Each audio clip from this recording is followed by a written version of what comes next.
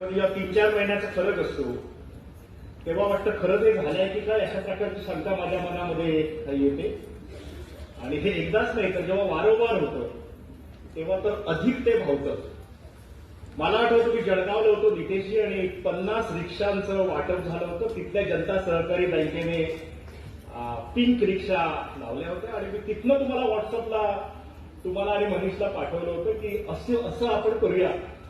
आणि मला कौतुक हे वाटतं की तुम्ही नुसतं अंगठा दाखवून थांबलात नाही तर ते अंमलबजावणी कसं होईल त्याच्याकडे लक्ष दिलं. त्याबद्दल मी तुमच्या सगळ्यांचा विशेष आभारी आहे.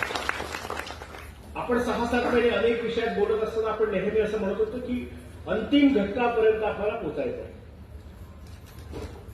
नक्की अंतिम घटक कशाला म्हणायचं म्हणजे अंतिम घटकाचा पॅरामीटर काय.